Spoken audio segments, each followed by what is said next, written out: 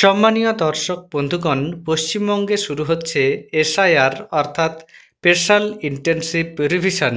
নতুন করে যে সমীক্ষা শুরু হচ্ছে সেই সমীক্ষা অনুযায়ী ভোটার কার্ডের যে তালিকা তৈরি হবে সেই তালিকায় আপনার নাম কিভাবে সহজে ওঠাবেন বা কি কি ডকুমেন্ট প্রয়োজন হবে, নির্বাচন কমিশনের তরফে কি কি জানানো হয়েছে, সুপ্রিম কোর্টেরই বা কী নির্দেশ রয়েছে, সম্পূর্ণ আপডেট আপনাদের এই ভিডিওতে আমি দেব।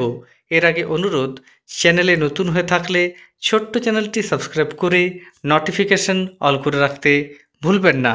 প্রথমে দেখুন, নির্বাচন কমিশনের তরফ থেকে জানানো হয়েছে 11টি নথির কথা। এই 11টি নথির মধ্যে কোনো একটি নথি যদি আপনার কাছে থেকে থাকে তাহলে আপনি খুব সহজেই নতুন যে তালিকা হচ্ছে সেই তালিকায় নিজের নাম ওঠাতে পারবেন। নির্বাচন কমিশনের তরফে যে 11টি নথির তালিকা দেওয়া হয়েছে সেগুলি প্রথমে আপনাদের আমি দেখাচ্ছি। যে কোনো পরিচয়পত্র, কেন্দ্রীয় সরকার, রাজ্য সরকার, রাষ্ট্রায়ত্ত সংস্থার কর্মী, পেনশন প্রাপকের পেনশন পেমেন্ট অর্ডার, অর্থাৎ আপনি যদি কেন্দ্রীয় বা রাজ্য সরকারের কর্মচারী হয়ে থাকেন, বর্তমানে পেনশন পাচ্ছেন, সেই নথি। দ্বিতীয়ত হচ্ছে 1/7/1987 সালের আগের সরকার, স্থানীয় কর্তৃপক্ষ, ব্যাংক, ডাকঘর, জীবন বীমা, রাষ্ট্রায়ত্ত সংস্থা কর্তৃক ভারতের প্রদত্ত যে কোনো পরিচয়পত্র, শংসাপত্র, নথি। সহজে বলতে গেলে আপনার যদি ব্যাংক বা ডাকঘর বা এলআইসির কোনো নথি 1/7/1987 সালের আগেকার হয়ে থাকে সেই নথিটিও গ্রহণযোগ্য হবে। 3 নম্বর হচ্ছে উপযুক্ত কর্তৃপক্ষ কর্তৃক প্রদত্ত জন্মের শংসাপত্র, অর্থাৎ জন্ম সার্টিফিকেট বা বার্থ সার্টিফিকেট, এছাড়া পাসপোর্ট, এছাড়া স্বীকৃত পর্ষদ বা বিশ্ববিদ্যালয় প্রদত্ত ম্যাট্রিকুলেশন সার্টিফিকেট, শিক্ষাগত যোগ্যতার শংসাপত্র, অর্থাৎ ধরুন মাধ্যমিক, উচ্চ মাধ্যমিক, গ্র্যাজুয়েশন বা এমএ সার্টিফিকেট, অ্যাডমিট ইত্যাদি বিভিন্ন নথি কাজে লাগবে। এছাড়া রাজ্যের উপযুক্ত কর্তৃপক্ষ কর্তৃক প্রদত্ত স্থায়ী বাসস্থানের শংসাপত্র, এছাড়া রয়েছে বনভূমি অধিকার শংসাপত্র, উপযুক্ত কর্তৃপক্ষ কর্তৃক অনগ্রসর সম্প্রদায়, তফসিলি জাতি, তফসিলি উপজাতি বা অন্য কোনো জাতিগত শংসাপত্র, অর্থাৎ এসসি এসটি সার্টিফিকেট।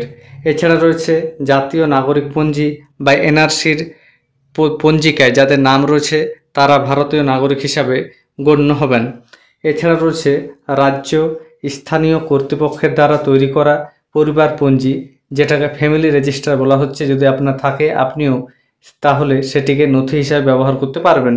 এছাড়া কোনো জমি বাড়ি ইত্যাদির দলিল বা যে কোনো ডকুমেন্ট যদি থাকে সেটিও আপনি ভারতীয় নাগরিক হিসাবে নিজেকে প্রমাণ করার জন্য নথি হিসাবে ব্যবহার করতে পারবেন। এই 11টি নথির মধ্যে যে কোনো একটি নথি থাকলেই আপনি ভারতীয় বলে প্রমাণিত হবেন, অর্থাৎ নতুন যে তালিকা তৈরি হচ্ছে সেই তালিকায় আপনার নাম উঠে যাবে। তবে এই কাগজগুলি বা এই নথিগুলির মধ্যে যদি একটিও আপনার কাছে না থাকে তবুও আপনার ভয়ের কোনো কারণ নেই। ইতিমধ্যেই নির্বাচন কমিশনের তরফ থেকে 2002 সালের পুরনো যে ভোটার তালিকা সেই তালিকা ওয়েবসাইটে আপলোড করা হয়েছে। এখনও পর্যন্ত সব জেলার লিস্ট আপলোড করা হয়নি, তবে সব জেলার লিস্টেই ধীরে ধীরে আপলোড করা হবে।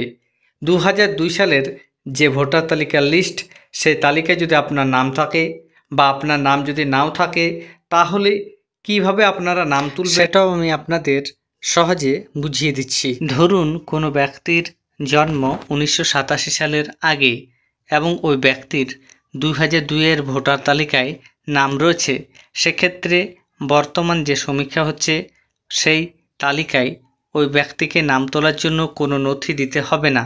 তবে কোনো ব্যক্তির জন্ম 1987 সালের আগে হয়ে থাকলে এবং 2002-এর ভোটার তালিকায় যদি ওই ব্যক্তির নাম না থাকে সেক্ষেত্রে নির্বাচন কমিশন যে 11টি নথির কথা বলেছে সেই 11টি নথির মধ্যে যে কোনো একটি নথি ওই ব্যক্তিকে অবশ্যই জমা দিতে হবে। ধরুন কোনো ব্যক্তির জন্ম 1987 থেকে 2004 সালের মধ্যে এবং ওই ব্যক্তির মা ও বাবার নাম 2002-এর ভোটার তালিকায় রয়েছে, সেক্ষেত্রে নতুন যে তালিকা তৈরি হচ্ছে সে তালিকায় নাম তোলার জন্য ওই ব্যক্তিকে কোনো নথি দিতে হবে না। তবে কোনো ব্যক্তির জন্ম যদি 1987 থেকে 2004 সালের মধ্যে হয় এবং ওই ব্যক্তির বাবা ও মায়ের নাম যদি 2002-এর ভোটার তালিকায় না থাকে, সেক্ষেত্রে ওই ব্যক্তিকে নিজের জন্ম সার্টিফিকেট এবং মা অথবা বাবার জন্মস্থানের প্রামাণ্য নথি জমা দিতে হবে। এবার ধরুন কোনো ব্যক্তির জন্ম 2004 সালের পরবর্তীকালে, সেক্ষেত্রে ওই ব্যক্তিকে নতুন যে ভোটার তালিকা তৈরি হচ্ছে সেখানে নাম তোলার জন্য নিজের জন্ম সার্টিফিকেট বা জন্মের প্রমাণ এবং বাবা ও মায়ের জন্ম শংসাপত্র বা জন্মের প্রমাণপত্র হিসাবে নথি জমা করতে হবে। এবার আপনাদের মনে একটা প্রশ্ন আসতেই পারে যে আমার জন্ম 2004 সালে, অথচ আমার কাছে কোনো ডকুমেন্টে নেই, বাবারও জন্ম সার্টিফিকেট নেই, মায়েরও নেই বা নিজেরও নেই, সেক্ষেত্রে কি করবেন? দেখুন, আপনার পূর্বপুরুষ অর্থাৎ আপনার বাবা মা বা আপনার দাদু দিদার নাম যদি 2002 সালের ভোটার তালিকায় থাকে তাহলে আপনার কোনো অসুবিধা হবে না। কেননা বিহারের ক্ষেত্রে দেখা গেছে যাদের নাম 2002 সালের ভোটার তালিকায় রয়েছে তাদের উত্তরাধিকারীদের শুধুমাত্র একটা ডিক্লারেশন দিলেই হবে। উত্তরাধিকারী বলতে ধরুন তার ছেলে মেয়ে বা পরবর্তী প্রজন্ম, এদেরকে আর কোনো রকমের ডকুমেন্ট লাগছে না, তাই আপনার নির্ভয় থাকুন। এছাড়া সুপ্রিম কোর্টের যে রায় বর্তমান সময়ে এসেছে সেখানে সুপ্রিম কোর্ট পরামর্শ দিয়েছে নির্বাচন কমিশনকে ভোটার কার্ড এবং আধার কার্ডকে যেন SIR এর প্রামাণ্য নথি হিসাবে গণ্য করা হয়। যদিও ফাইনাল জাজমেন্ট এখনও সুপ্রিম কোর্টের তরফে দেওয়া হয়নি, অর্থাৎ ভোটার কার্ড এবং আধার কার্ডকে SIR এর প্রামাণ্য নথি হিসাবে গ্রহণ করা হবে কি হবে না সে ব্যাপারে এখনও পর্যন্ত কোনো নিশ্চয়তা নেই। এছাড়া আপনাদের যদি কোনো প্রশ্ন থেকে থাকে অবশ্যই আপনারা কমেন্টে জানাবেন। ধন্যবাদ।